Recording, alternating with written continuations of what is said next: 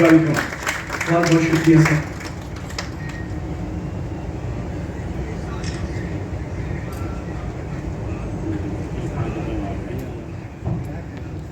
बहुत शुक्रिया याकूब साहब,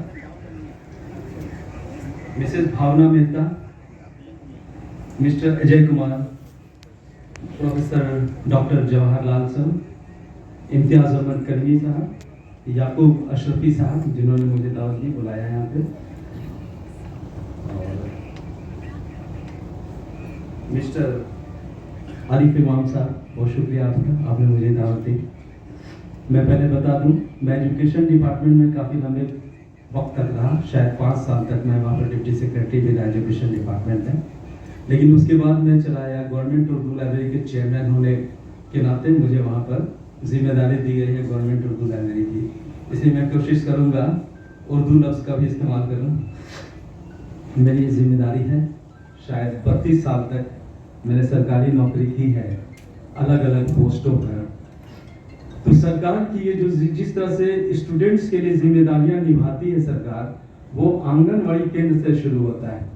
यहाँ तक कि जो माताएं गर्भवती होती हैं उस वक्त से बच्चे के एजुकेशन के लिए सरकार ध्यान देती है। जो माताएं गर्भवती होती, प्रेग्नेंट लेडीज, उनको आंगनवाड़ी केंद्रों पर बुलाया जाता है और उनकी सेहत का ध्यान इसलिए रखा जाता है कि जो बच्चे हों, आने वाला जनरेशन हो, वो अच्छे हो, सेहतमंद हो।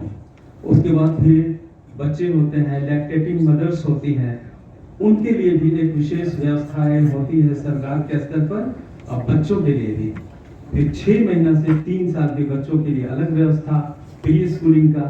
फिर इसके स्वास्थ्य पर भी बहुत ध्यान दिया जाता है सरकार तौर पर, MDM की योजनाएं हैं, फिर SC ST के लिए अलग से हॉस्टल की योजना है, बैकवर्ड कम्युनिटीज के लिए BC का अलग से हॉस्टल की व्यवस्था है, अल्पसंख्यकों के लिए भी हॉस्टल है।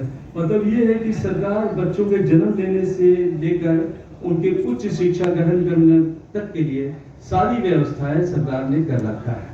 और जो बीच में जो गैप अगर रह जाता है तो उस गैप को दूर करने की जिम्मेदारी स्टडी फूड फाउंडेशन ने उठा रखा है।